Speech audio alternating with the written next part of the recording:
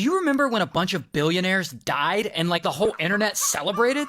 Well, it all starts with this guy. His name's Stockton. And Stockton is a pilot and an engineer, but what he really wants to do is explore the universe, like Captain Kirk on Star Trek. But one day in 2004, when he's 42 years old, he decides to do just that. Except he's gonna start specifically underwater. And so he starts renting private submarines to travel down into the deep. And he is shocked at how few submarine rentals there are out there. And so after a little research, he starts thinking, hey, I'll build a private submarine myself and I'll let people rent it from me. So in 2009, that's what he does. Stockton starts his own company, OceanGate. Hi, my name is Stockton Rush. I'm the CEO and founder of OceanGate. Then in 2016, he and OceanGate start taking tourists in a small submarine to tour underwater ruins from this Italian shipwreck. That's pretty cool. But that's apparently not enough for Stockton. He's thinking bigger. He wants to take tourists down to a destination that's really hard to get to. A destination that's gonna get his company a lot of buzz and attention. That destination, the wreckage of the Titanic.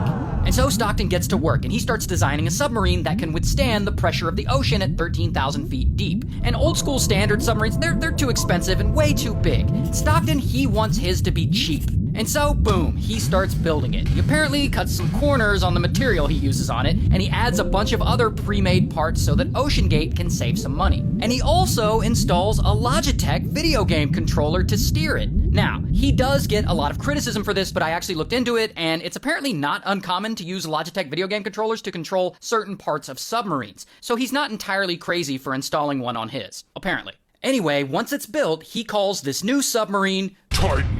And it ends up being about the size of an SUV. And so Stockton tests the Titan without anyone inside to see if it can withstand the pressure, and actually, it holds up. And so it looks like his dreams are gonna come true. He's actually gonna get to explore the ruins of the Titanic.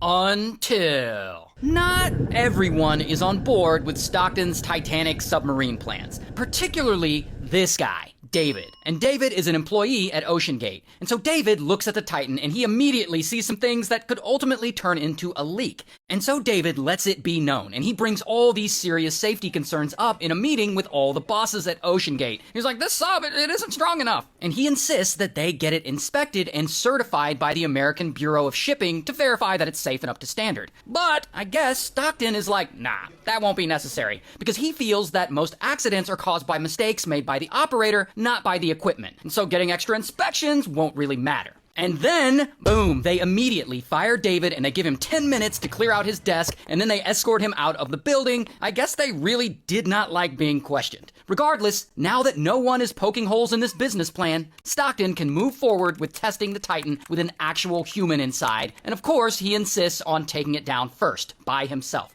And so he takes the Titan down, and everything seems to be going fine. But then, once the Titan is around 10,000 feet down, suddenly, bam, it loses all communication with the support crew on the surface. But Stockton, he isn't scared. He's down in the submarine looking out the little window and seeing all this magical deep sea shit that makes him feel like he's finally living his childhood dream of becoming Captain Kirk. But anyway, he eventually pilots the sub back up until he gets communication back. Now, that little test run would suggest that this sub isn't exactly safe. But old Stockton, he doesn't seem to be bothered by this. In fact, at one point, he's quoted as saying, you know, at some point, safety is just pure waste. I mean, if you just want to be safe, don't get out of bed.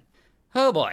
So anyway, in 2021, Stockton and OceanGate start taking tourists down to see the wreckage of the Titanic, all for the low, low price of $250,000 a person. So basically, you gotta be super wealthy to engage in this. And they take, I believe, 13 expeditions down to see the wreckage, and most of these trips are, in fact, successful. However, they do lose communication with the surface a bunch of times during some of them, and apparently the Titan has over 118 different major and minor technical issues, including one time the battery died and passengers got trapped inside the sub for 27 whole hours. Which is definitely enough to make me say, f*** all that, but I don't know, I guess these billionaires are just built different because they keep paying the money and they keep going. And by 2023, Stockton and his company OceanGate, they're getting a lot of attention from the news media. So this is great for him. I mean, more media means more attention and therefore more customers. And so that summer, Titan heads out for its next expedition. another trip to see the Titanic. And 5 people are supposed to go on this trip, Stockton and 4 others. And they aren't all billionaires. Only 2 of them are actually billionaires. One of them is actually one of the billionaire's 19-year-old son, and one of the guys is a Titanic expert. And so all 5 of these people get in the sub, and it takes off, and it starts to submerge. And everything's going fine. And over an hour goes by, and so far, so good, everything's going as planned. In fact, the sub sends a message to the support crew on the surface saying, all good here. And so I assume they're all chilling in this tiny little sub, looking out the windows or whatever, checking out the fish. And then, suddenly, out of nowhere, boom, they lose power. And the Titan slowly tilts, and it starts to nosedive toward the ocean floor. And all the passengers are now sitting in the pitch dark like, what the fuck is going on? And this goes on for about 60 seconds, and now they're panicking. Like, why did they lose power? Is this the end for them? And then, boom, the Titan implodes, and it crushes everyone like a soda can.